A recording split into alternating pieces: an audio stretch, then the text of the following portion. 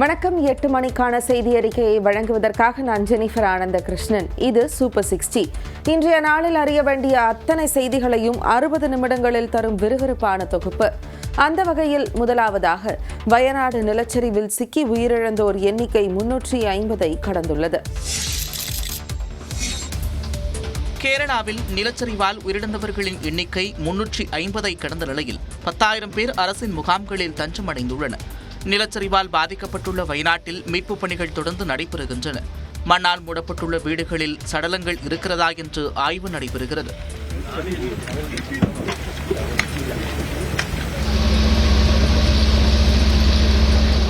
இதனிடையே வயநாட்டில் வெள்ளப்பெருக்கின் போது அடித்து செல்லப்பட்ட தகரப்பெட்டி ஒன்று சாலை ஆற்றிலிருந்து எடுக்கப்பட்டது. அதில் மணி பர்ஸ், ரூபாய் நோட்டுகள், வங்கிக் கணக்கு புத்தகம் உள்ளிட்டவைகள் இருந்தன. பெட்டியில் இருந்த பொருட்களை அதற்குரிய நபரிடம் ஒப்படைக்கப்படும் என்று தெரிவிக்கப்பட்டது. இந்நிலையில் வயநாட்டில் நிலச்சரிவால் பாதிக்கப்பட்ட மக்களுக்கு 100 வீடுகளை கர்நாடக அரசு கட்டித்தரும் என்று அம்மாநில முதலமைச்சர் சித்தராமையா அறிவித்துள்ளார். கேரளாவில் தமிழ்நாட்டை பூர்வீகமாக கொண்ட 24 பேர் உயிரிழந்ததாக அறிவிக்கப்பட்டுள்ளது. கேரளாவில் நிலச்சரிவு ஏற்பட்ட மெப்பாடி, முண்டக்கை உள்ளிட்ட பகுதிகளில் பல தலைமுறைகளாக ஏராளமான தமிழர்கள் வசித்து வருகின்றனர். தற்போது ஏற்பட்ட நிலச்சரிவு மற்றும் வெள்ளப்பெருக்கில் சிக்கி வேலை நிமித்தமாக வயநாட்டிற்கு சென்ற தமிழ்நாட்டைச் சேர்ந்த 3 பேர் உயிரிழந்தனர். மேலும் வயநாட்டில் நிரந்தரமாக குடியேறிய தமிழ்நாட்டைச் சேர்ந்த 21 பேரும் நிலச்சரிவில் உயிரிழந்தது தெரியவந்துள்ளது. இதேபோன்று பணி நிமித்தமாக வயநாட்டில் தற்காலிகமாக வசித்து வந்த தமிழ்நாட்டைச் சேர்ந்த 3 பேரை காணவில்லை. மேலும் வயநாட்டில் நிரந்தரமாக குடியேறிய தமிழ்நாட்டைச் சேர்ந்த 22 பேரையும் காணவில்லை என்று அதிகாரப்பூர்வமாக அறிவிக்கப்பட்டுள்ளது. இந்நிலையில் ஒட்டுமொத்தமாக காணாமல் போன தமிழ்நாட்டைச் சேர்ந்த 25 பேரை தேடும் பணி தீவிரமாக நடைபெற்று வருகிறது.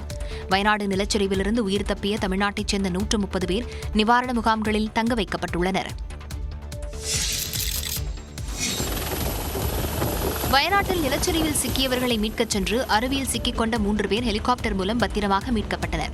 கேரள மாநிலம் வயநாட்டில் கனமழையை தொடர்ந்து ஏற்பட்ட நிலச்சரிவில் சூரல்மலா, முண்டக்கை உள்ளிட்ட இடங்களில் பல வீடுகள் மண்ணில் புதைந்தன. இடிபாடுகளில் சிக்கியவர்களை மீட்கும் பணியில் தேசிய பேரிடர் மீட்புப் படையினருடன் உள்ளூர் மக்களும் ஈடுபட்டனர். இந்நிலையில் மீட்புப் பணிக்காக சென்ற 3 பேர் சூச்சிப்பாரா அருவியில் சிக்கினர். வெள்ளப்பெருக்கு அதிகமாக இருந்ததால் அவர்கள் வேறு பகுதிக்கு செல்ல முடியாமல் தவித்தனர். பின்னர் மூவரும் விமானப்படை ஹெலிகாப்டர் மூலம் பத்திரமாக மீட்கப்பட்டனர். சூரல்மலா மற்றும் முண்டக்கை பகுதியில் ஏற்பட்ட நிலச்சரிவில் தங்கள் நண்பர்களை இழந்துவிட்டதாக தமிழ்நாட்டைச் சேர்ந்த ஜீப் ஓட்டுநர்கள் வேதனை தெரிவித்தனர். என்ன சொல்ல போனா எங்க கூட அந்த 9 மணி வரைக்கும் இருந்த ஃப்ரெண்ட்ஸுங்க நிறைய பேர் மிஸ் ஆயிட்டாங்க. இன்னும் எங்களுக்கு கரெக்டான தகவல் தெரியல. இன்னும் 5 நாள் ஆச்சு. என்ன ஆச்சு ஏதாச்சுன்னு எங்களுக்கு ஒன்றும் தெரியல. தேடிக்கிட்டு தான் இருக்கிறாங்க. அவங்க எங்காவது கேம்ப்ல இல்லை எங்காவது மாறி இருந்து உயிரோடு வந்தால் எங்களுக்கு ரொம்ப சந்தோஷம். நண்பர்களின் நினைவுகளுடன் தமிழ்நாட்டைச் சேர்ந்த ஜீப் ஓட்டுநர்கள் சோகத்தில் மூழ்கியுள்ளனர்.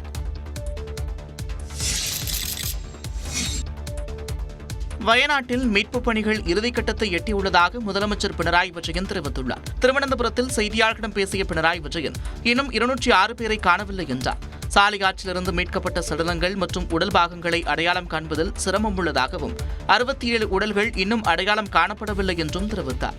206 பேருണ്ട്. 81 പേർ പരിക്കേറ്റ് ആശുപത്രികളിൽ തുടരുകയാണ്. அடையாளம் தெரியாத உடல்களுக்கு இறுதிச் சடங்குகள் செய்யும் பணியை பஞ்சாயத்துகள் மேற்கொள்ளும் என்றும் முதலமைச்சர் பினராயி விஜயன் தெரிவித்தார்.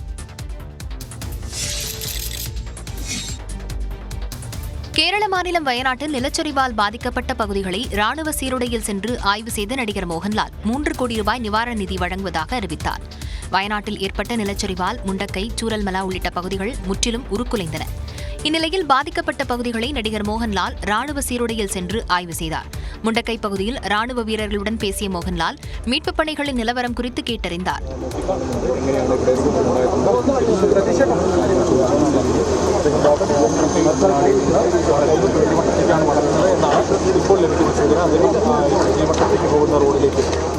ഒന്നും നമുക്ക് തിരിച്ചെടുക്കാൻ പറ്റില്ല. ഇനി മുന്നോട്ടുള്ള അവരുടെ ജീവിതത്തിനെ നമുക്ക് എങ്ങനെ മെച്ചപ്പെടുത്താൻ പറ്റുമെന്ന് നമ്മൾ തന്നെയാണ് ആലോചിക്കേണ്ടത്. നിങ്ങൾക്കും ആലോചിക്കാം, എല്ലാവർക്കും ആലോചിക്കും, ഒരു ചെറിയ കുട്ടികൾക്ക് വരെ. இந்திய ராணுவத்திற்கு உதவி செய்யும் டெரிட்டோரியல் ஆர்மி எனப்படும் பிராந்திய ராணுவ பிரிவில் 2008ஆம் ஆண்டு நடிகர் மோகன்லால் சேர்க்கப்பட்டார். அதன் அடிப்படையில் தனக்கு வழங்கப்பட்ட ராணுவ சீருடையில் மீட்புப் பணிகளை ஆய்வு செய்த மோகன்லால் வீரர்களுக்கு தேவையான உதவிகளையும் செய்து கொடுத்தார். தமிழ்நாடு அரசு அளித்த நிதி உதவிக்கு கேரள முதலமைச்சர் பினராயி விஜயன் நன்றி தெரிவித்துள்ளார். வயநாடு நிலச்சரிவு மீட்பு மற்றும் நிவாரணப் பணிக்காக தமிழ்நாடு அரசு 5 கோடி ரூபாய் அளித்திருப்பதற்கு கேரள முதலமைச்சர் பினராயி விஜயன் நன்றி தெரிவித்துள்ளார். கடந்த திங்கட்கிழமை இரவு ஏற்பட்ட நிலச்சரிவில் வயநாடு பகுதி கடுமையாக பாதிக்கப்பட்டது. உடனடியாக கேரள முதலமைச்சர் பினராயி விஜயனை தொடர்பு கொண்டு பேசிய தமிழ்நாடு முதலமைச்சர் மு க ஸ்டாலின் தேவையான உதவிகள் செய்து தரப்படும் என்றார். மேலும் 2 IAS அதிகாரிகள் மற்றும் மீட்பு குழுவினரை அங்கு அனுப்பி வைத்தார். இந்நிலையில் தமிழ்நாடு அரசு சார்பில் 5 கோடி ரூபாய்க்கான காசோலையை முதலமைச்சர் பினராயி விஜயனிடம் பொதுப்பணித்துறை அமைச்சர் ஏவா வேலு வழங்கினார். இதற்காக தமிழ்நாடு முதலமைச்சர் மு க ஸ்டாலினுக்கு நன்றி தெரிவித்திருக்கூடிய பினராயி விஜயன் தங்களின் ஆதரவு பாதிக்கப்பட்டவர்களின் மறுவாழ்வு மற்றும் மறுகட்டமைப்பு முயற்சிகளுக்கு பெரிதும் உதவும் என்று தெரிவித்துள்ளார். வயநாட்டில் பெற்றோரை இழந்த குழந்தையை தன்னிடம் தாருங்கள் என நபர் ஒருவர் முகநூலில் பதிவிட்ட பதிவிற்கு கேரள அமைச்சர் வீணா ஜார்ஜ் உருக்கத்துடன் பதிலளித்துள்ளார். கேரளாவில் பெற்றோரை இழந்த குழந்தைகளை தத்தெடுக்க சிலர் தயாராக உள்ளனர். அதேபோல தாயை இழந்த பச்சிளம் குழந்தைகளுக்கு தாய்ப்பால் கொடுக்கவும் ஆர்வம் காட்டி வருகின்றனர். இந்நிலையில் கோழிக்கோடு பகுதியைச் சேர்ந்த சுதீஷ் என்பவர் தனக்கு குழந்தை இல்லை என்றும் பேரிடரில் பெற்றோரை இழந்த குழந்தையை தன்னிடம் தாருங்கள் என்றும் முகநூலில் பதிவிட்டுள்ளார். அதற்கு பதிலளித்துள்ள கேரள சுகாதாரத்துறை அமைச்சர் வீணா ஜார்ஜ் அவரது கருணைக்கு இதயத்தின் ஆழ்மனதிலிருந்து நன்றியை தெரிவித்துக் கொள்வதாகவும் வழியை முற்றிலும் புரிந்து கொள்ள முடிகிறது என்றும் பதிவிட்டுள்ளார். தங்களின் இதயத்திலிருந்து வெளியேறிய வார்த்தைகள் தனக்கு கண்ணீரை வரவழைப்பதாகவும் வீணா ஜார்ஜ் உருக்கத்துடன் கூறியுள்ளார். சட்டத்தின்படி பெற்றோரை இழந்த குழந்தைகளை அரசாங்கமே கவனித்து வருவதாகவும் தத்தெடுப்பதற்கான வழிமுறைகளை பின்பற்றி பதிவு செய்து குழந்தையை தத்தெடுத்துக் கொள்ளலாம் என்றும் சுதீஷுக்கு வீணா ஜார்ஜ் கூறியுள்ளார். மத்திய அரசு எந்த பாதிப்பையும் தேசிய பேரிடராக அறிவிக்க தயாராக இல்லை என்றும் அவர்களே ஒரு தேசிய பேரிடர் தான் என்றும் திமுக நாடாளுமன்ற குழு தலைவர் கனிமொழி விமர்சித்துள்ளார். தூத்துக்குடியில் மாற்றுத்திறனாளிகளுக்கான உபகரணங்கள் வழங்கக்கூடிய நிகழ்ச்சியில் கனிமொழி கலந்து கொண்டு நலத்திட்டங்களை வழங்கினார். பிறகு செய்தியாளர்கள் சந்தித்தவர் பேரிடரின் போது மாநிலங்களுக்கு தேவையான உதவிகளை சரியான நேரத்தில் மத்திய அரசு செய்வதில்லை என்று குற்றம் சாட்டினார். அவங்க எதையும் தேசிய பேரிடரா அறிவிக்கிறதுக்கு தயாரா இல்லை. என்ன காரணம், அவங்களே ஒரு தேசிய பேரிடரா தான் இருக்காங்க. மாநிலங்களுக்கு நிதி தராமல் பாஜக அரசு அரசியல் காரணங்களுக்காக இழுத்தடிப்பதாகவும் கனிமொழி விமர்சித்தார். வயநாடு பாதிப்புகளை காண ஓடிச் சென்ற ராகுல் காந்தி மற்றும் பிரியங்கா காந்தி தூத்துக்குடி வெள்ள பாதிப்புகளுக்கு வராதது ஏன் என்று நாம் தமிழர் கட்சி ஒருங்கிணைப்பாளர் சீமான் கேள்வி எழுப்பியுள்ளார். சுதந்திர போராட்ட வீரர் தீரன் சின்னமலை நினைவு நாளையொட்டி சென்னை கிண்டியில் உள்ள அவரது திருவுருவச் சிலைக்கு சீமான் மலர் தூவி மரியாதை செலுத்தினார். தொடர்ந்து செய்தியாளர்களிடம் பேசிய அவர் தமிழ்நாட்டில் நூற்றுக்கணக்கான மீனவர்கள் கொல்லப்பட்டும் யாரும் கண்டுகொள்வதில்லை என்று வேதனை தெரிவித்தார். அது மாதிரி நாங்கள் தூத்துக்குடியில் இந்த பெருவெள்ளத்தில் செத்து மிதக்கும் போதெல்லாம் நீங்கள் ஒன்றுமே செய்யலையே, ஒருத்தரோட எங்களை பார்க்கலையே. அப்போ எங்கள் ஓட்டு வேணும், உங்களுக்கு 10 சீட்டு வேணும், ஆனால் எங்கள் உயிரை பற்றி உங்களுக்கு கவலை கிடையாது. இப்படி தான் இருக்குது. எந்த காலத்திலும் கூட்டணி என்ற பேச்சுக்கே இடமில்லை எனவும் எப்பொழுதும் தனி கட்சியாகத்தான் போட்டியிடுவேன் எனவும் சீமான் கூறினார். ஆளுங்கட்சி கடிதம் எதிர்கட்சி கூட்டணி கிடைக்குது. நான் ஒரே அணி தான், தனி தான், எப்பவும் தனிச்சு தான் போட்டிடுவேன். அரசை எதிர்த்து வீடியோ பதிவிட்டால் குண்டர் சட்டம் போடுவதை ஏற்றுக்கொள்ள முடியாது எனவும் சீமான் கூறினார். பாரிஸ் ஒலிம்பிக் போட்டியில் துப்பாக்கி சுடுதலில் மனு பாக்கரும் வில்வத்தையில் தீபிகா குமாரியும் பதக்க வாய்ப்பை இழந்தனர். பாரிஸ் ஒலிம்பிக் போட்டியில் இந்திய வீராங்கனை மனு பாக்கர் 3வது பதக்கம் வெல்லும் வாய்ப்பை நூலிழையில் தவறவிட்டார். 33வது ஒலிம்பிக் போட்டியில் 10 மீட்டர் ஏர் பிஸ்டல் துப்பாக்கிச் சுடுதல் போட்டியில் தனிநபர் மற்றும் கலப்பு இரட்டையர் என 2 பிரிவுகளிலும் இந்தியாவின் மனு பாக்கர் வெண்கலம் வென்றிருந்தார்.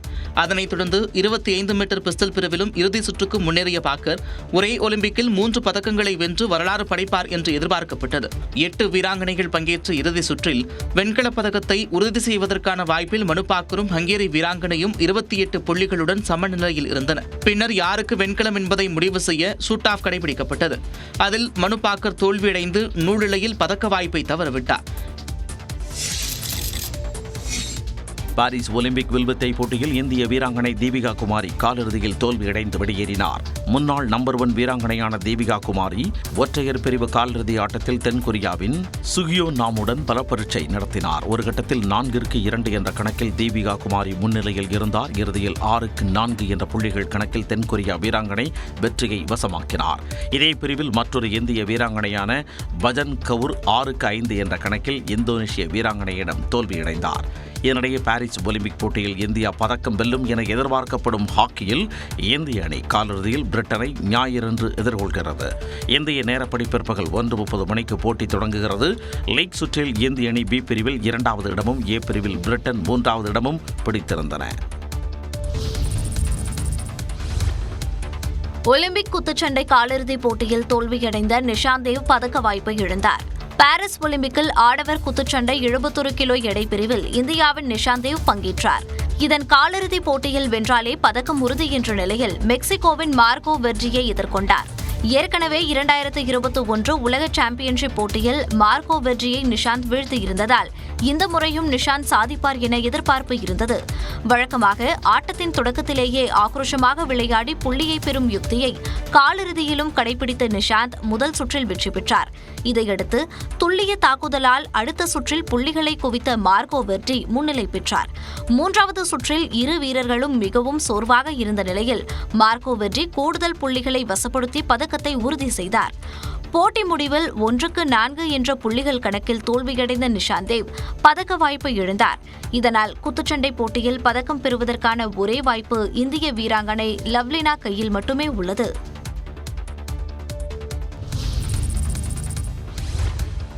பாரிஸ் ஒலிம்பிக் 100 மீட்டர் மகளிர் ஓட்டப் போட்டியில் செயின்ட் லூசியாவின் ஜூலியன் ஆல்ஃபிரட் தங்கப்பதக்கம் வென்று சாதனை படைத்துள்ளார்.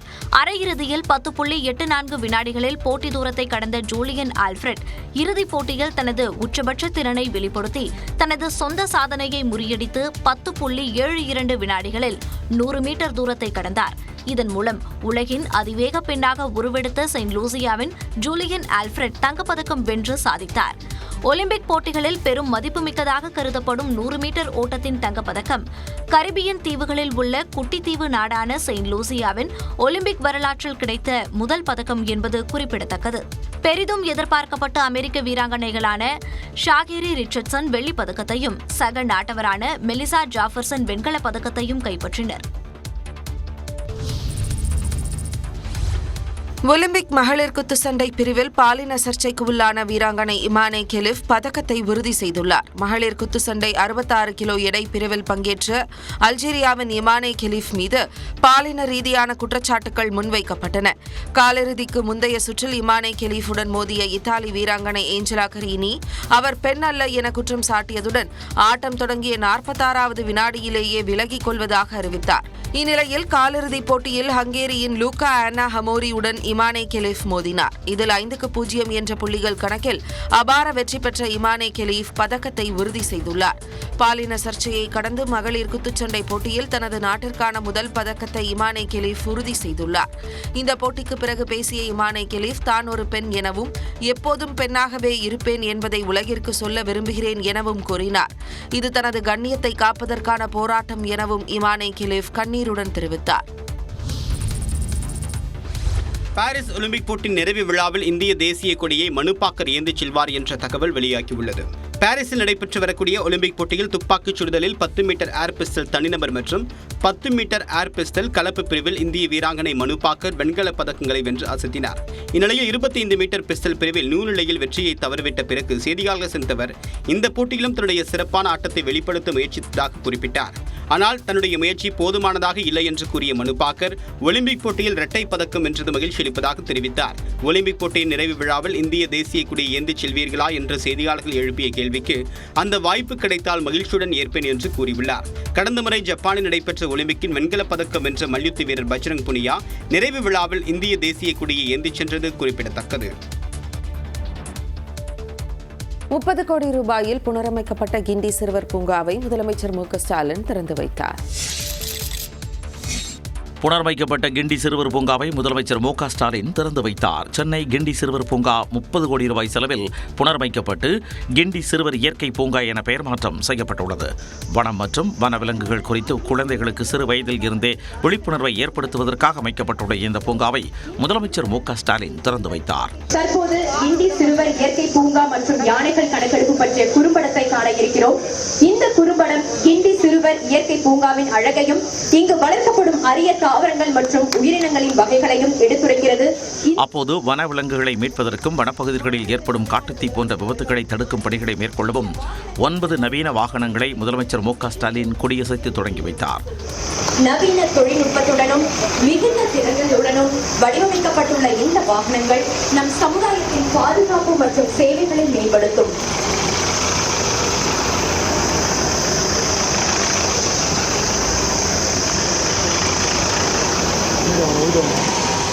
மேலும் பூங்காவில் அமைக்கப்பட்டுள்ள வேடந்தாங்கல் பறவைகள் இருப்பிடத்தை திறந்து வைத்து பூங்காவில் ஏற்படுத்தப்பட்டுள்ள மேம்படுத்தப்பட்ட பல்வேறு வசதிகளை பார்வையிட்டார்.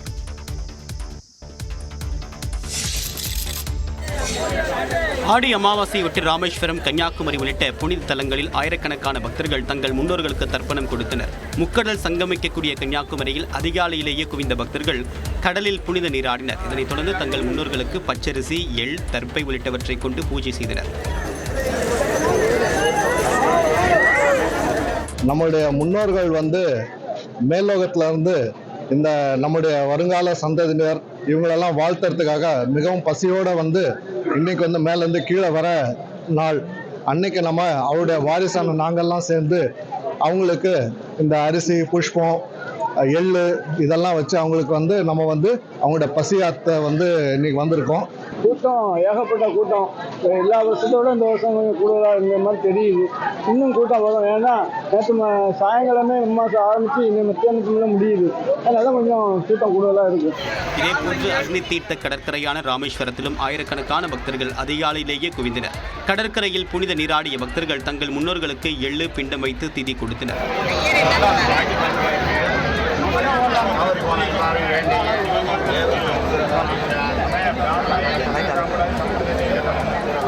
வார விடுமுறையொட்டி ஆயிரக்கணக்கான பக்தர்கள் கடற்கரையில் குவிந்திருப்பதால் காவல்துறை பாதுகாப்பும் அதிகரிக்கப்பட்டுள்ளது. நாமக்கல் மாவட்டம் குமாரபாளையத்தில் வெள்ளத்தால் பாதிக்கப்பட்ட பகுதிகளை எதிர்க்கட்சித் தலைவர் எடப்பாடி பழனிசாமி ஆய்வு செய்தார். காவிரி நீர்பிடிப்பு பகுதிகளில் பெய்த கனமழையால் மேட்டூர் அணை நிரம்பிய நிலையில் அதில் இருந்து உபரி நீர் வெளியேற்றப்படுகிறது. இதனால் நாமக்கல் மாவட்டம் குமாரபாளையத்தில் காவிரி கரையோரம் உள்ள பகுதிகளுக்குள் வெள்ளம் புகுந்தது. இந்நிலையில் வெள்ளம் பாதித்த பகுதிகளை எதிர்க்கட்சித் தலைவர் எடப்பாடி பழனிசாமி நேரில் சென்று ஆய்வு செய்தார்.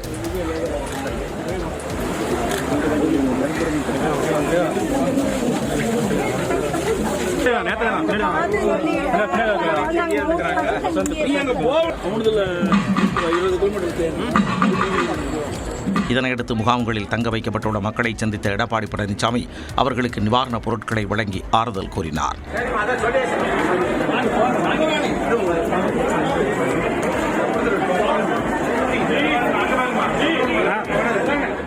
பள்ளிப்பாளையம் மற்றும் குமாரபாளையத்தில் காவிரி கரையோரம் வசிக்கும் மக்களுக்கு தமிழக அரசு மாற்று இடம் வழங்க வேண்டும் என்றும் இபிஎஸ் வலியுறுத்தினார்.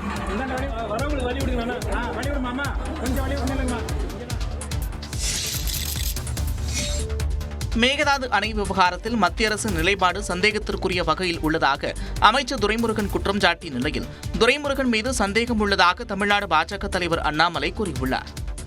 காவேரி வாட்டர் மேனேஜ்மெண்ட் போர்டு நீங்கள் மேகதாது கட்டுறதுக்கு ஒன்றும் நீங்கள் டிபிஆர் ப்ரிப்பேர் பண்ணலான்னு சொல்லியிருக்காங்க. இதுவரை இந்த மாதிரி விவகாரத்துக்கு அவங்க வரமாட்டாங்க. எனக்கு தண்ணி விடுறதெல்லாம் கேட்பாங்க. வேலை அங்கே டேம் கட்டுறதுலாம் ஒன்று கொடுக்கறதுக்கு அந்த அதிகாரம் அவருக்கு கிடையாது. நடுவர் மன்றத்திலும் சரி, சுப்ரீம் கோர்ட்டிலும் சரி, மேகதாது என்ற ஒரு வார்த்தை உச்சரிக்கப்படவில்லை. ஆகையினால் எனக்கு சந்தேகமாக இருக்கிறது, இது மத்திய சர்க்காருடைய தூண்டுதலாக இருக்குமா என்று. கர்நாடகா காங்கிரஸ் அரசுகிட்ட துரைமுருகன் அவர்கள் கை நீட்டி பணம் வாங்கிட்டாரான்னு எனக்கு சந்தேகமாக இருக்குது. அவர் மத்திய அரசு மேலே சந்தேகமாக இருக்குன்னு சொல்கிறாருல்ல, இப்போ என் சந்தேகத்தை நான் சொல்கிறேன். எதுக்கு சந்தேகமாக இருக்குன்னா, இதுவரை கர்நாடகா காங்கிரஸ் அரசை பற்றி ஒரு வார்த்தை பேசலையானே, ஒரு வார்த்தை கண்டிக்கலையானே, கர்நாடகா காங்கிரஸ் அரசு செய்வது தப்புன்னு சொல்லவே இல்லையானே. இன்னைக்கு மழை வந்துருச்சு, தப்பிச்சிட்டோம். மழை வந்தனால தண்ணி வருதுண்ணே 4 நாளாக, அதனால் நம்ம அதை மறந்துடுவோம் அப்படின்னு திமுக நினைக்குது. அருந்ததியர்களுக்கான உள் இடஒதுக்கீடு செல்லும் என்ற உச்சநீதிமன்ற தீர்ப்பு வழங்கிய நிலையில் அருந்ததியர் சமூக கட்சிகள் முதலமைச்சர் மு க ஸ்டாலினை நேரில் சந்தித்து நன்றி தெரிவித்தனர். 2009ஆம் ஆண்டு திமுக ஆட்சியில் கொண்டுவரப்பட்ட அருந்ததியர்களுக்கான 3% உள் இடஒதுக்கீடு செல்லும் என்று உச்சநீதிமன்றம் தீர்ப்பளித்தது. இந்நிலையில் சென்னை அண்ணா அறிவாலயத்தில் முதலமைச்சர் மு க ஸ்டாலினை அருந்ததியர் சமூக கட்சிகள் நேரில் சந்தித்து நன்றி தெரிவித்தனர். விசாரணை நடக்கும்போது அதில் சிறப்பு வாய்ந்த அரசியல் சட்டத்தில் சிறப்பு வாய்ந்த ஒரு வழக்கறிஞரை நியமிக்க வேண்டும் என்கிற கோரிக்கையை நாங்கள் கொடுத்த போது உடனடியாக அதை ஆதரித்து அதற்கான ஆணையை பிறப்பித்து மதிப்புக்குரிய சேகர் நாப்தே என்கின்ற ஒரு வழக்கறிஞரை நியமித்து கொடுத்தவர் நம்முடைய தளபதி அவர்கள். அருந்ததியர் சமூகத்தைச் சேர்ந்த சுமார் 25 அமைப்புகளைச் சேர்ந்த நிர்வாகிகள் முதலமைச்சர் மு க ஸ்டாலினை நேரில் சந்தித்து நன்றி தெரிவித்தனர். அரசு வேலைகளில் 10.5% அதிகமாக வன்னியர்கள் பணியாற்றுவது தகவலறியும் உரிமைச் சட்டத்தின் மூலம் தெரியவந்துள்ளது. தமிழ்நாட்டில் கல்வி மற்றும் வேலைவாய்ப்புகளில் மிகவும் பிற்படுத்தப்பட்டோருக்கு 20% ஒதுக்கப்பட்டுள்ள நிலையில் அதில் வன்னியர்களுக்கு 10.5% உள்ஒதுக்கீடு கோரி வருகிறது பாமக. இது தொடர்பாக சென்னையை சேர்ந்த பொன்பாண்டியன் என்பவர் தகவலறியும் உரிமைச் சட்டத்தின் கீழ் சில தகவல்களை கேட்டு பெற்றுள்ளார். அதன்படி பாமக கோரும் 10.5% விட அதிகமாக மருத்துவம் போன்ற தொழில்முறை படிப்புகளிலும் அரசு வேலைகளிலும் வன்னியர்கள் அதிக அளவில் இடம் பிடித்துள்ளது தெரியவந்துள்ளது. 2018 முதல் 2022 ஆண்டு வரை இளநிலை மருத்துவ படிப்பில் சுமார் 13.8% வன்னியர்கள் சேர்ந்துள்ளனர். இதேபோல் முதுநிலை மருத்துவ படிப்பில் 13.5% இடங்களில் வன்னியர் சமூகத்தை சேர்ந்த மருத்துவர்களே சேரும் வாய்ப்பை பெற்றுள்ளனர். தமிழ்நாடு அரசு பணியாளர் தேர்வாணையத்தை பொறுத்தவரை 2013 முதல் 2022 ஆண்டு வரை 19.5% பணியிடங்களை வன்னியர் சமூகத்தினரே நிரப்பியுள்ளனர். இதனால் வன்னியர் சமூகத்துக்கு 10.5% இடஒதுக்கீடு கொடுக்கப்படும் பட்சத்தில் அவர்களுக்கான வாய்ப்புகள் குறையும் என்று அமைச்சர் எஸ். சிவசங்கர் கூறியுள்ளது குறிப்பிடத்தக்கது. அத்திக்கடவு அவிநாசி திட்டத்தை முடித்து மக்கள் பயன்பாட்டிற்கு கொண்டுவர வலியுறுத்தி வரும் 20ஆம் தேதி முதல் பாஜக தொடர் உண்ணாவிரதத்தில் ஈடுபட உள்ளதாக பாஜக மாநில தலைவர் அண்ணாமலை தெரிவித்துள்ளார். ஈரோடு மாவட்டம் சோழிப்பாளையம் பகுதியில் அமைந்துள்ள அவிநாசி அத்திக்கடவு திட்டத்தின் 3வது நீரூற்று நிலையத்தை அண்ணாமலை பார்வையிட்டார்.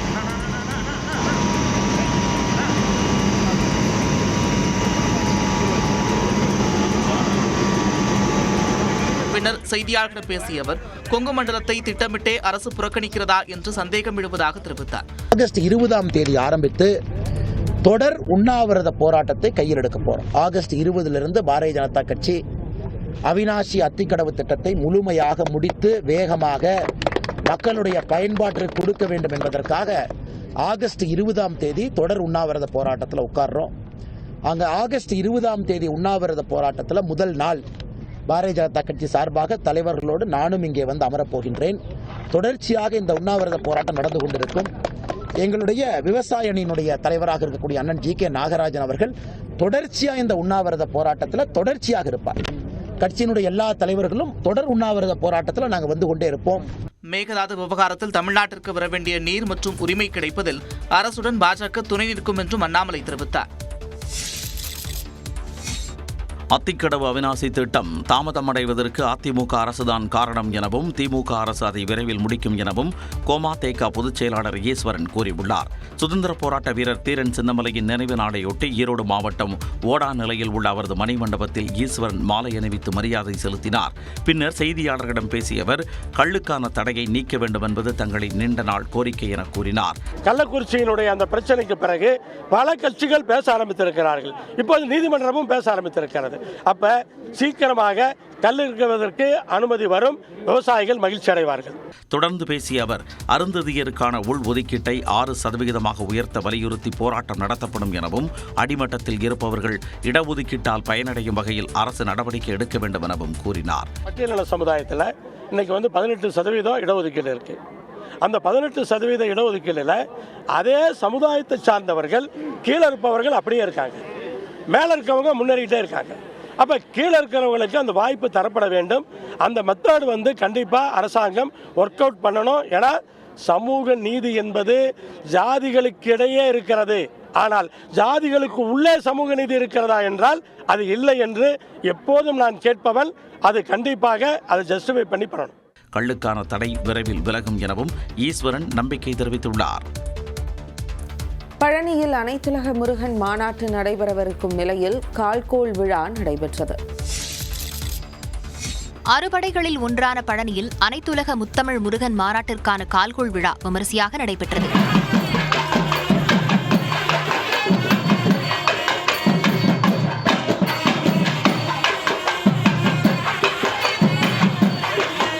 வரும் 24, 25ஆம் தேதிகளில் பழனியில் இந்து சமய அறநிலையத்துறை சார்பில் அனைத்துலக முத்தமிழ் முருகன் மாநாடு நடைபெறவுள்ளது. இதனை முன்னிட்டு மாநாடு நடைபெறவுள்ள பழனி ஆண்டவர் ஆண்கள் கலைக்கல்லூரியில் கால்கோள் விழா நடைபெற்றது. இதில் அமைச்சர் சேகர்பாபு, சட்டமன்ற உறுப்பினர் IP செந்தில்குமார், நாடாளுமன்ற உறுப்பினர் சச்சிதானந்தம், ஆதீனங்கள் உள்ளிட்டோர் கலந்து கொண்டனர்.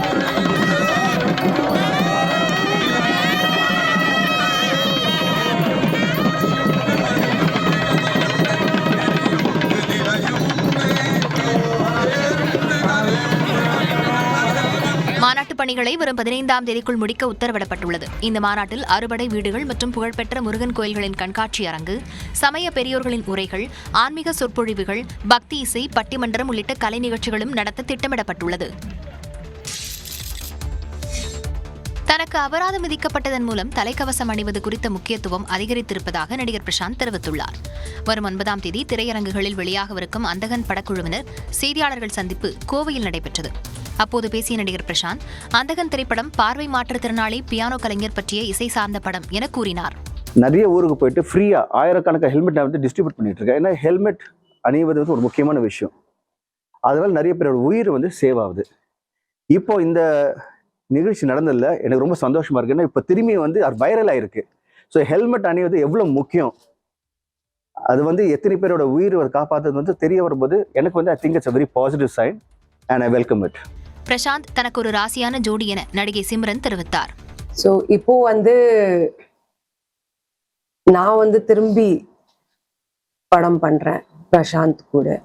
ஸோ ரொம்ப சந்தோஷமா ஃபீல் பண்றேன், ரொம்ப ஹாப்பியா ஃபீல் பண்றேன், ரொம்ப எக்ஸைட்டடா இருக்கேன்.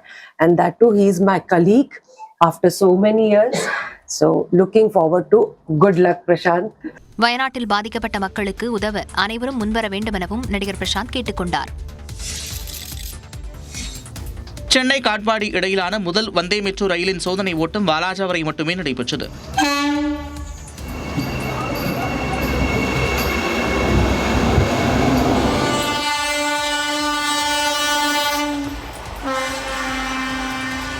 சுமார் 250 கிலோமீட்டர் தொலைவில் உள்ள முக்கிய நகரங்களை இணைக்கும் வகையில் புதிய ரயில் சேவை அறிமுகப்படுத்தப்பட்டுள்ளது. இதற்கு வந்தே மெட்ரோ என்று பெயரிடப்பட்டுள்ளது.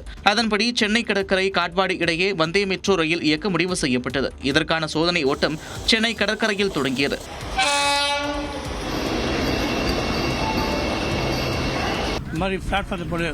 மெயின் முக்கியம் டாய்லெட் வசதி, கழிப்பிடம், பேசஞ்சர் எல்லா வசதியும் கொடுத்துருக்கா. ரொம்ப சந்தோஷம். இப்போ இந்த மாதிரியான ட்ரெயின் வந்து வரவேற்கிறீங்களா? வந்தே பாரத் மாதிரியே சந்தோஷம். ஏரோப்ளேன்ல போறாம இருக்கு, வண்டி பார்க்கறதுக்கு மோப்பு தோட்டம் எல்லாம் இருக்கு. காட்பாடி வரை செல்ல வேண்டிய ரயில் வாலாஜாவில் நிறுத்தப்பட்டது. இதனால் அரக்கோணத்தில் வந்தே மெட்ரோ ரயிலை சுற்றி பார்க்க நினைத்த பயணிகளுக்கு ஏமாற்றமே மிஞ்சியது. மதியம் 2 மணிக்குள் சென்னை கடற்கரைக்கு வந்தே மெட்ரோ ரயில் திரும்பிச் செல்ல வேண்டும் என்பதால் வாலாஜாவில் நிறுத்தப்பட்டதாக ரயில்வே அதிகாரிகள் தெரிவித்தனர். அடுத்ததாக சென்னை திருப்பதி இடையே வந்தே மெட்ரோ ரயிலை இயக்க தென்னக ரயில்வே திட்டமிட்டுள்ளது. சர்ச்சைக்கு பெயர் போன பிரபல யூடியூபர் இர்ஃபானுக்கு சென்னை பெருநகர போக்குவரத்து காவல்துறை 1500 ரூபாய் அபராதம் விதித்துள்ளது. அண்மையில் யூடியூப் சேனலுக்கு பேட்டியளித்த நடிகர் பிரசாந்த் தொகுப்பாளினியுடன் இருசக்கர வாகனத்தில் தலைக்கவசம் அணியாமல் சென்றதால் அவருக்கு 2000 ரூபாய் அபராதம் விதிக்கப்பட்டது. இதேபோல தலைக்கவசம் அணியாமல் யூடியூபர் இர்ஃபான் சென்ற வீடியோவை சமூக வலைதளங்களில் பகிர்ந்த நபர் 2 வீலர் விதிகள் சாமானியருக்கு மட்டும்தானா என கேள்வி எழுப்பியிருந்தார்.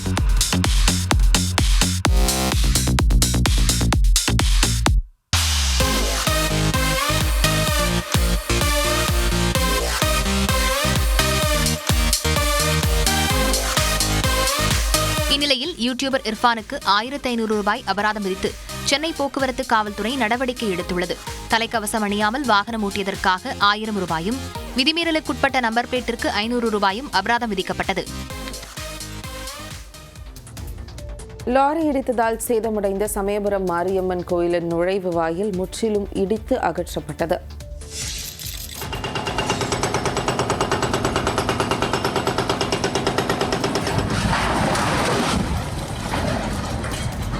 விபத்து ஏற்பட்டுவிடக்கூடாது என்பதற்காக வாகன ஓட்டிகள் வழிபட்டு செல்லும் சமயபுரம் மாரியம்மன் கோவிலின் நுழைவு வாயில் இடிக்கப்பட்ட காட்சிகள் தான் இவை. திருச்சி சமயபுரம் மாரியம்மன் கோவிலுக்கு 4 ரோடு பகுதியில் 40 ஆண்டுகளுக்கு முன்பு நுழைவாயில் அமைக்கப்பட்டது. தமிழ்நாட்டின் பல்வேறு பகுதிகளில் இருந்தும் வரும் வாகனங்கள் விபத்தில் சிக்கிவிடக்கூடாது என்பதற்காக இந்த நுழைவு வாயிலில் வாகன ஓட்டிகள் சூடம் ஏற்றி வழிபட்டு செல்வது வழக்கமாக உள்ளது. இந்நிலையில் நெல் மூட்டைகளை ஏற்றிக்கொண்டு சனிக்கிழமை அதிகாலை 2 மணிக்கு வந்த கனரக வாகனம் நுழைவு வாயிலின் மேல் பகுதியை இடித்தது. இதனால் தூண் சேதமடைந்து விரிசல் ஏற்பட்டது. எப்போது வேண்டுமானாலும் இடிந்துவிடும் என்ற நிலை ஏற்பட்டது. இதனால் அந்த வழியாக போக்குவரத்து நிறுத்தப்பட்டது. மாரியம்மன் கோவில் சார்பாக தொழில்நுட்ப பொறியாளர்களை கொண்டு நுழைவு வாயிலின் மேல் பகுதியில் இருந்த விநாயகர், மாரியம்மன், முருகன் சிலைகள் மற்றும் பூத சிலைகளை பத்திரமாக அகற்றி கோவிலுக்கு சொந்தமான இடத்திற்கு கொண்டு சென்றனர்.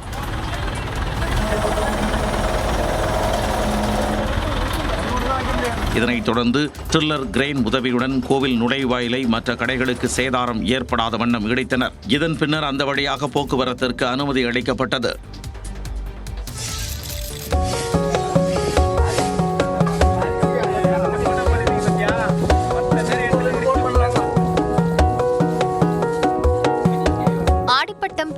வைக்கணும் என்ற பழமொழிக்கு ஏற்றாற்போல் இப்படி விவசாயத்தில் குதித்துள்ளவர் திமுக எம்எல்ஏ சரவணன்.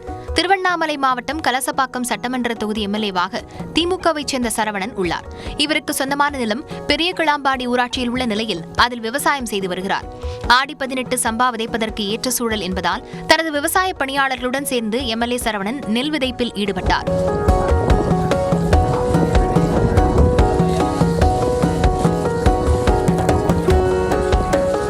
இதேபோல் திருவாரூர், தஞ்சாவூர், நாகை உள்ளிட்ட மாவட்டங்களிலும் விவசாயிகள் சம்பா விதை விதைப்பை மேற்கொண்டனர்.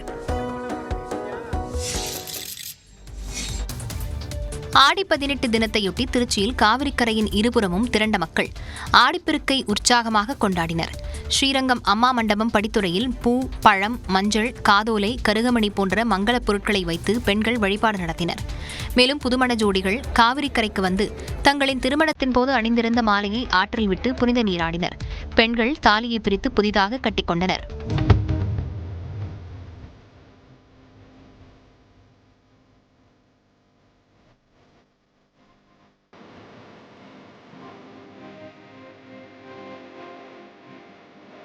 ஆடிப்பெருக்கையொட்டி ராமேஸ்வரம் அக்னி தீர்த்த கடற்கரையில் புனித நீராடிவிட்டு முன்னோர்களுக்கு திதி தர்ப்பணம் கொடுத்துவிட்டு ராமநாத சுவாமி கோயிலில் வழிபாடு நடத்தினர். மயிலாடுதுறையில் புகழ்பெற்ற காவிரி துலாக்கட்டையில் பக்தர்கள் வழிபாடு நடத்தினர். சேலம் மாவட்டம் மேட்டூர் முனியப்பன் கோவில் பகுதியில் ஆடிப்பெருக்கையொட்டி ஏராளமான பக்தர்கள் காலை முதல் புனித நீராடி வழிபாடு நடத்தினர். திருவாரூரில் பிரசித்தி பெற்ற கமலாலய குளத்தில் புதுமண தம்பதிகள் உட்பட ஏராளமானோர் ஆடிப்பெருக்கு விழாவை சிறப்பாக கொண்டாடினர்.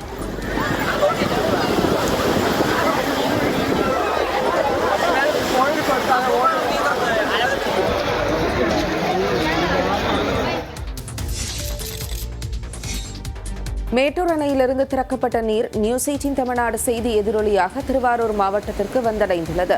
மேட்டூர் அணையிலிருந்து திறக்கப்படும் தண்ணீர் நேரடியாக கொள்ளிடம் ஆற்றுக்கு செல்வதால் திருவாரூர் மாவட்டத்தில் உள்ள 28 ஆறுகள் வறண்ட நிலையிலேயே இருந்தன. இதனால் சுமார் 98,000 ஏக்கர் பரப்பளவில் சாகுபடி செய்யப்பட்ட பயிர்கள் கருகும் நிலையில் இருப்பதாக நியூஸ் 18 தமிழ்நாடு தொலைக்காட்சியில் செய்தி வெளியானது. இதன் எதிரொலியாக மூணாறு தலைப்பிலிருந்து வெண்ணாற்றுக்கு வினாடிக்கு 1200 கன அடியும், கோரை ஆற்றுக்கு வினாடிக்கு 1700 கன அடியும், பாமணி ஆற்றுக்கு வினாடிக்கு 520 கன அடியும் திறக்கப்பட்டுள்ளது.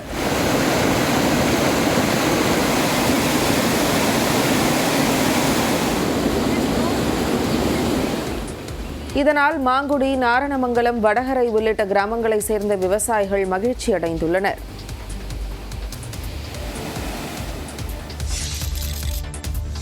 கொள்ளிடம், படுகை கிராமங்களில் வெள்ள பாதிப்புகளை பார்வையிட சென்ற அமைச்சர் மெய்யநாதனை சூழ்ந்த பொதுமக்கள் கோரிக்கைகளை நிறைவேற்றி தரவில்லை என முறையிட்டதால் சலசலப்பு ஏற்பட்டது. மயிலாடுதுறை மாவட்டம் சீர்காழி அருகே கொள்ளிட ஆற்றுப்படுகை கிராமங்களில் வெள்ளம் புகுந்து பல ஏக்கர் பயிர்கள் சேதமடைந்தன. குடியிருப்புகளை நீர் சூழ்ந்ததால் பொதுமக்கள் பாதுகாப்பான இடங்களில் தங்க வைக்கப்பட்டுள்ளனர். இந்நிலையில் வெள்ளம் பாதித்த கிராமங்களை சுற்றுச்சூழல் துறை அமைச்சர் மெய்யநாதன் பார்வையிட சென்றார். அப்போது கடந்த முறை வெள்ளம் பாதித்த போது சாலை அமைத்துக் கொடுப்பதாகவும் புயல் பாதுகாப்பு மையம் அமைத்துக் கொடுப்பதாகவும் அளித்த வாக்குறுதிகள் என்னவாயிற்று என பொதுமக்கள் கேள்வி எழுப்பினர்.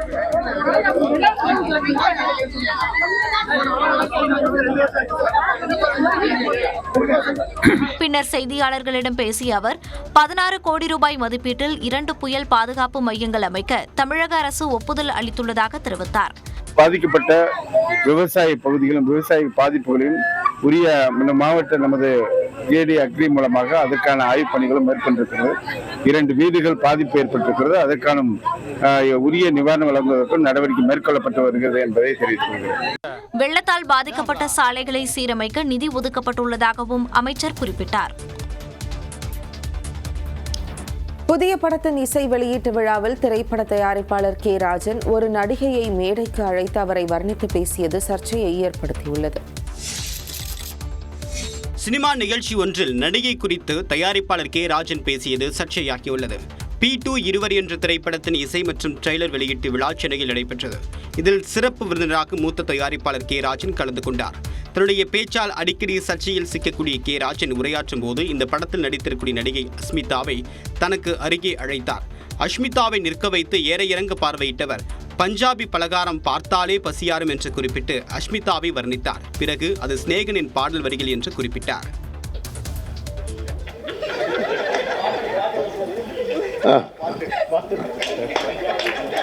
பஞ்சாபி பலகாரம் பாட்டாலே பசியாரும். மூத்த தயாரிப்பாளரான கே ராஜனின் இந்த பேச்சுக்கு எதிராக சமூக வலைதளங்களில் தற்போது விமர்சனங்கள் எழுந்துள்ளன.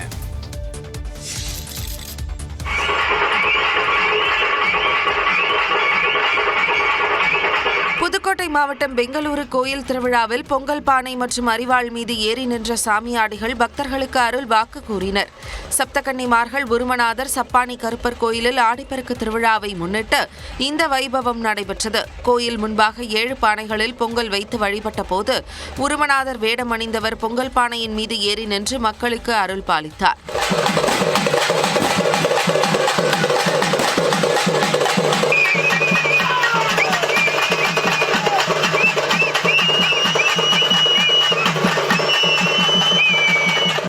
பெரிய கருப்பர் வேடமணிந்தவர் கோயில் முன்பு வைக்கப்பட்டிருந்த அரிவாளில் ஏறி நின்று பொதுமக்களுக்கு அருள்வாக்கு கூறினார். ஏராளமான மக்கள் கலந்து கொண்டு சாமி தரிசனம் செய்தனர்.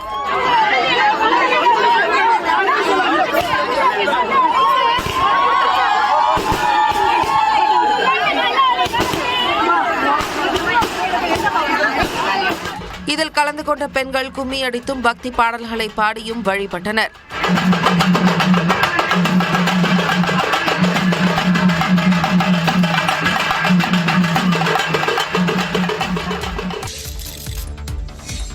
கோவையில் வழக்கறிஞர் உதயகுமார் கொலைக்கு பணம் கொடுக்கல் வாங்கலில் ஏற்பட்ட பிரச்சனையே காரணம் என்று காவல்துறை தெரிவித்துள்ளது. கோவை சரவணமட்டி பகுதியை சேர்ந்த வழக்கறிஞர் உதயகுமார் செட்டிப்பாளையம் அருகே வெள்ளிக்கிழமை வெட்டி படுகொலை செய்யப்பட்டார். இதுகுறித்து வழக்கு பதிவு செய்த காவல்துறையினர் 8 தனிப்படைகளை அமைத்து கொலையாளிகளை தேடி வந்தனர். கொலை நடந்த 12 மணி நேரத்தில் 4 குற்றவாளிகள் கைது செய்யப்பட்டனர். இதுகுறித்து செய்தியாளர் சென்ற கோவை மாவட்ட காவல் கண்காணிப்பாளர் பத்ரி நாராயணன் பைனான்ஸ் தொழில் செய்யக்கூடிய ஐயனார் என்பவரிடம் உதயகுமார் 30 லட்சம் ரூபாய் பணம் வாங்கி இருந்ததாகவும் அது தொடர்பாக ஏற்பட்ட பிரச்சனையால் கொலை நடைபெற்றதாகவும் கூறினார். என்ன பிரச்சனை அவங்களுக்குலாம் ஒரு குடுக்கல் வாங்கல் பிரச்சனை தான் 2 பேருக்குள்ளேயுமே. நம்ம வழக்கறிஞருக்கு ஒரு 30 lakh rupees அந்த ஐயனார் செல்வம் கொடுத்ததாகவும் அதை திருப்பி கேட்டபோது தர மறுத்ததாகவும் இந்த பிரச்சனை வந்திருக்கு. இந்த வாக்குவாதம் வந்து கொடுக்க முடியல, கொடுக்க மாட்டேன் அப்படின்னு ஒரு ஸ்டேட்மெண்ட் விட்டதுனால கூட்டு சதி செய்து வழக்கறிஞர்களை நம்மளோட உதயகுமார் வழக்கறிஞரை கொலை செய்யப்பட்டிருக்கிறார். ஐயனார் தன்னுடைய நண்பர்களோடு சேர்ந்து வழக்கறிஞரை கொன்றிருப்பது விசாரணையில் தெரிய வந்திருப்பதாகவும் காவல் கண்காணிப்பாளர் தெரிவித்தார். உலகின் உணவு பாதுகாப்புக்கான தீர்வுகளை இந்தியா கண்டுபிடித்து வருவதாக பிரதமர் நரேந்திர மோடி பேசியுள்ளார். வேளாண் பொருளாதார நிபுணர்களின் 32வது சர்வதேச மாநாடு டெல்லியில் 4 நாட்களுக்கு நடைபெறுகிறது. இந்த மாநாட்டை பிரதமர் நரேந்திர மோடி தொடங்கி வைத்தார். அதில் உரையாற்றிய அவர், மருத்துவ குணங்கள் கொண்ட உணவை உட்கொள்ளும் ஆயுர்வேத விஞ்ஞானம் இந்தியாவிடம் நெடுங்காலமாக இருப்பதாக பெருமிதம் தெரிவித்தார். உணவு உற்பத்தியில் இந்தியா உபரி நாடாக திகழ்வதாக கூறிய பிரதமர் மோடி, உலகளாவிய உணவு மற்றும் ஊட்டச்சத்து பாதுகாப்புக்கான தீர்வுகளை இந்தியா கண்டுபிடித்து வருவதாகவும் குறிப்பிட்டார். भारत मिलेट्स का दुनिया का सबसे बड़ा प्रोड्यूसर है, जिन्हें दुनिया सुपर फूड कहती है और उसे हमने श्री अन्न की पहचान दी है. ये मिनिमम वाटर मैक्सिमम प्रोडक्शन के सिद्धांत पर चलते हैं. भारत के अलग अलग super foods global nutrition problem को एड्रेस करने में தண்ணீர் பற்றாக்குறை மற்றும் காலநிலை மாற்றம் ஆகியவை ஊட்டச்சத்துக்கு ஒரு பெரிய சவாலாக இருப்பதாகவும் பிரதமர் மோடி குறிப்பிட்டார்.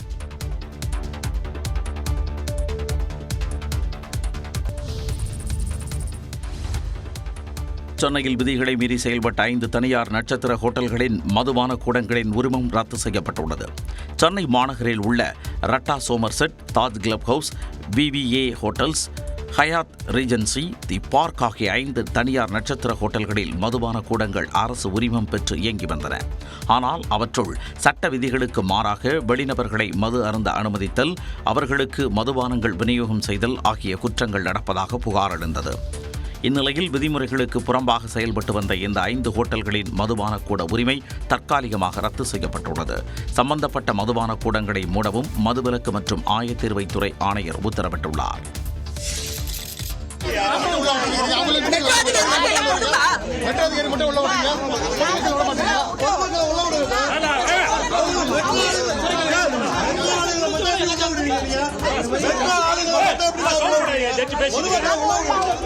மெட்ரோ ரயில் நிலையம் அமைக்கும் போது இடிபடும் வாய்ப்பு உள்ள கோயிலை நீதிபதி ஆய்வு செய்தபோது ஏற்பட்ட வாக்குவாத காட்சிகளே இவை.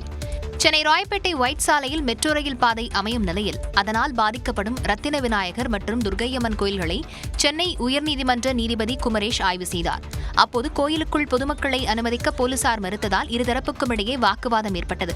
பின்னர் செய்தியாளர்களை சந்தித்த கோயில் அறங்காவலர் குழுவினர் கோயிலை இடிக்காமல் வேறு திசையில் மெட்ரோ நிலையத்தை வைக்க கோரிக்கை விடுத்துள்ளதாக தெரிவித்தார். இந்த வழித்தடத்தை ஆங்கிள மாத்தினாக்க இந்த கோவில்களை அஃபெக்ட் பண்ணாம கோபுரம் இடிபடாம ரத்ன விநாயகர் கோவில் அதுவும் இடிக்காம நடந்து போக முடியுங்கிறது நம்மளுடைய வாதமா இப்ப சொல்லியிருக்கோம், எக்ஸ்பிளைன் பண்ணியிருக்கோம். நம்ம அதுக்குள்ள மேப்லாம் போட்டிருக்கோம். சைதாப்பேட்டை பெரம்பூரில் இடவசதிக்கேற்ப மெட்ரோ ரயில்கள் அமைக்கப்பட்டுள்ளதையும் கோயில் நிர்வாகத்தினர் சுட்டிக்காட்டினர்.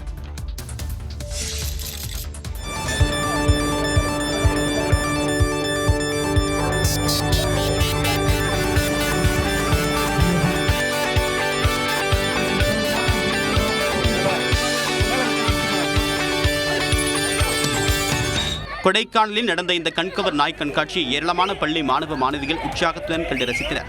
கொடைக்கானலில் அகில இந்திய அளவிலான நாய் கண்காட்சி 6வது ஆண்டாக தனியார் பள்ளி மைதானத்தில் நடைபெற்றது. கண்காட்சியை சென்னை, சேலம் மற்றும் கொடைக்கானல் கெனைன் சங்கங்கள் இணைந்து நடத்தின. இதில் Rottweiler, Doberman, boxer, German shepherd, Saint Bernard, Weimaraner, retriever, Australian shepherd உள்ளிட்ட ஏராளமான வெளிநாட்டு வகை நாய்கள் பங்கேற்றன. ராஜபாளையம், சிப்பிப்பாறை, கன்னி, கோம்பை உள்ளிட்ட நாட்டு நாய் வகைகள் உட்பட 60 வகையான 450க்கும் மேற்பட்ட நாய்கள் கலந்து கொண்டன. 2 நாட்கள் நடைபெறும் இந்த கண்காட்சியில் 6 பிரிவுகளாக தகுதிச் சுற்றுப் போட்டிகள் நடத்தப்பட்டு உடனடியாக பரிசுகள் வழங்கப்பட்டன. ஒரே இடத்தில் பல்வேறு விதமான நாய்களை கண்டு சுற்றுலா பயணிகள், மாணவ மாணவியர் மகிழ்ச்சி அடைந்தனர்.